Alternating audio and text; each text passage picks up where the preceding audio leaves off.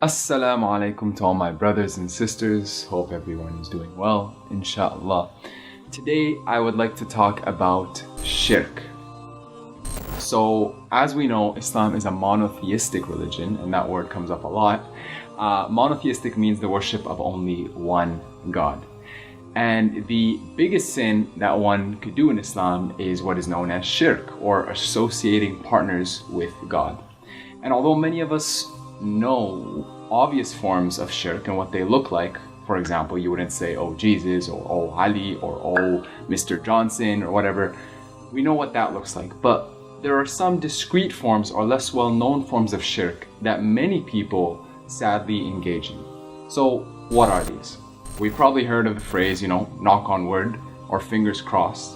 So these are some of the forms that we have in Western culture, but for example in the East, we have, for example, in the Indian subcontinent, where people basically go around with money around people's heads. Or if you believe, or some people believe, that getting married in certain months, you're more likely to receive good luck, or things like that. And another one is, in Turkey, some places you might have like blue beads, or, and they believe that that is a way to fend off the evil of the evil eye. So these are kind of cultural practices that can also be considered shirk, or associating partners with God. Why is that? The answer is very simple.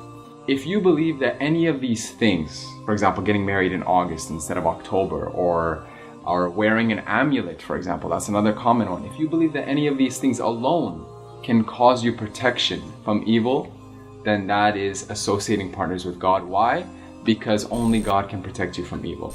And it is mentioned in an authentic hadith where Rasulullah sallallahu alaihi wasallam said, amulets, for example, are one form of shirk, because you're relying essentially on something other than God to protect you, which is a form of associating God's power with other than God himself. So that is something we all need to be aware of. Now, one thing I would like to stress, specifically living in the West, living in Canada, something I often hear is, knock on wood or cross your fingers, right? And some people, take this so seriously to the point that they actually, if they're standing across the room, a couple steps away from a table, they'll actually walk over to the table and knock on wood, right?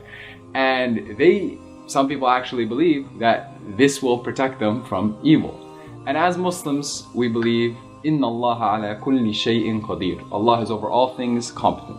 We cannot, as Muslims, think that a table or the act of knocking on a table can protect us from evil. So these are things that we all need to be aware of, because sadly they have infiltrated our culture, and when Muslims are not aware of these things, then they begin to mix cultural practices with perhaps religious practices, and that is something that our religion does not condone. So a reminder for myself first and foremost, and for all of my brothers and sisters, and if you have any questions, as always, please ask a Muslim. Jazakum Allahu khairan. Wassalamu alaikum wa rahmatullahi wa barakatuh.